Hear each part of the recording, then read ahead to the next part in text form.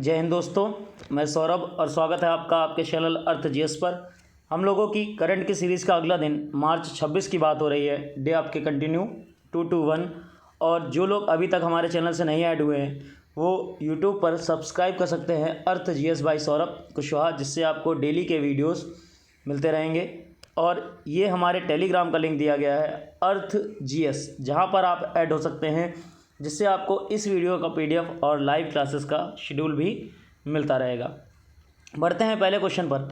Indian साइक्रियाटिक society का राष्ट्रीय सम्मेलन कहाँ पर आयोजित किया जा रहा है? ये जो आपका सम्मेलन है ये एक 3 दिवसीय सम्मेलन है और इसका हाल ही में जो आयोजन है वो विशाखापट्टनम में आरंभ हुआ है। विशाखापट्टनम राज्य आंध्र प्रदेश।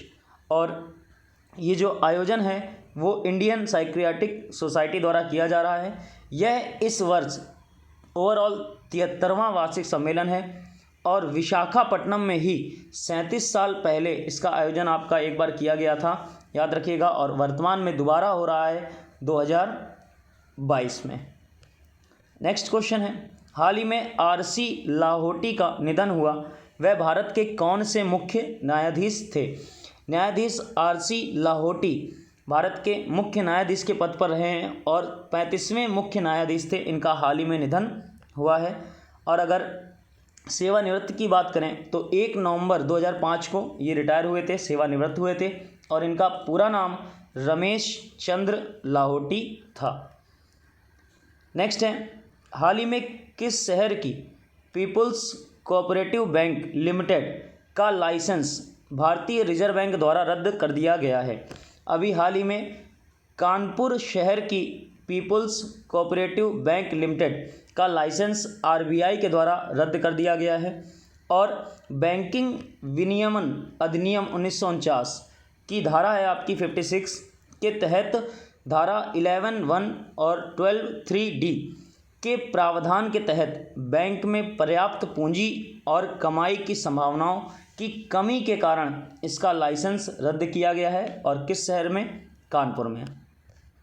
नेक्स्ट है, वर्ष 2022 गवर्नर ऑफ द ईयर का पुरस्कार किसने जीता है? आपकी पूरी दुनिया में देशों के बैंकों के गवर्नर का जो प्राइज़ है 2022 गवर्नर ऑफ द ईयर, ये जीता है मारियो मार्सेल ने।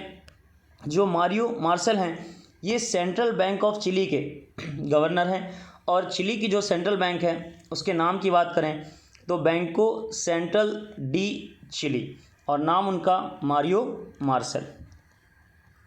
नेक्स्ट है, विश्व बैंक द्वारा ब्लैक राइनो काला जो गैंडा होता है उसकी बात की जा रही है कि लुप्त प्राय प्रजातियों के संरक्षण के लिए किस देश के लिए पहला वन्यजीव बॉन्ड जारी किया गया है? अभी हाल ही में वर्ल्ड बैंक द्वारा पूरे विश्व स्तर पर पहला वन्यजीव बॉन्ड जारी किया गया है। और किस जानवर के लिए? ब्लैक राइनो के लिए।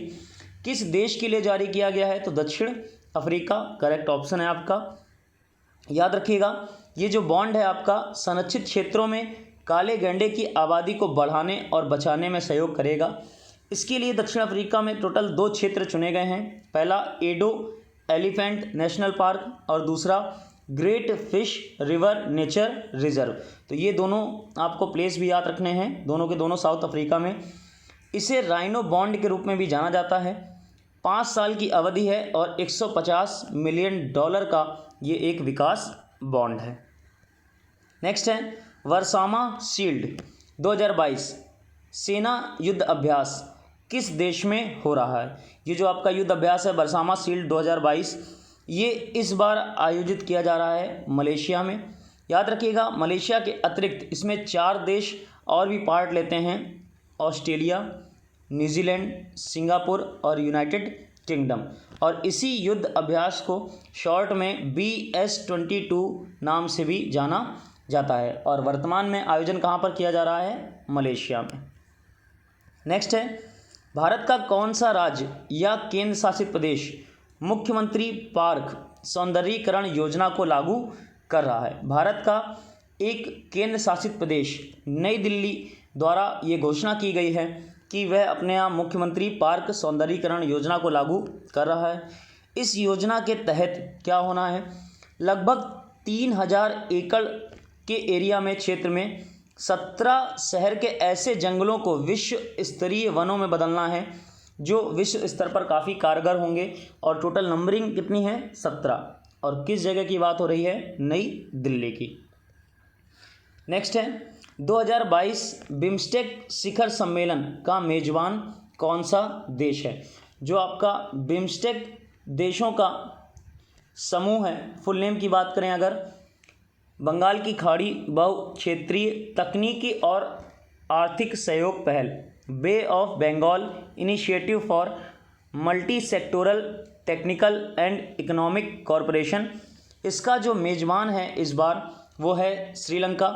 एशिया के आपके देश इसमें कई सारे शामिल हैं और इस बार जो मेज़बान वो श्रीलंका। जो बिम्स्टेक है उसकी स्थापना 1997 में हुई थी। वर्तमान में टोटल इसमें 7 सदस्य हैं, बांग्लादेश, भूटान, भारत, नेपाल, श्रीलंका, म्यांमार और थाईलैंड। टोटल 7 मेंबर्स आपके बिम्स्टेक के। नेक्स्ट है सेनापति कृष्ण गोपाल कृष्णन को किस संस्था का पहला अध्यक्ष बनाया गया है।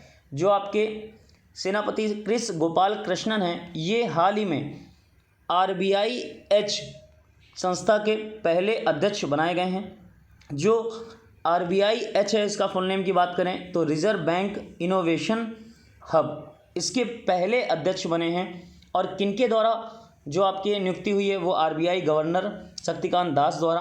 और किस जगह इसका आयोजन किया जा रहा है, बेंगलुरु में। नेक्स्ट है इंडिया टीबी रिपोर्ट 2022 के अनुसार 2021 की तुलना में भारत में टीबी के मामलों में कितने % की वृद्धि हुई है। सबसे पहले ये जो रिपोर्ट है इसका नाम है इंडिया टीबी रिपोर्ट 2022, लेकिन याद रखिएगा इसमें जो डाटा दिया गया है वो 2021 का दिया गया है और कंपैरिजन करी गई है 2020 के डाटा से। 2020 की तुलना में 2021 में भारत में कुल टीबी के मामलों में % वृद्धि अगर देखी जाए तो टोटल रही 19%। और जो रोगियों की संख्या है उसमें लगभग कितनी वृद्धि हुई है, 3 लाख लोगों में टीबी की वृद्धि हुई है। और जो मृत्यु दर है उसमें कितनी वृद्धि हुई है, तो मृत्यु दर में टीबी से मरने वाले लोगों की संख्या में 2020 की तुलना में 2021 में कुल 11% की वृद्धि हुई है। Next question of the day 2 to 1।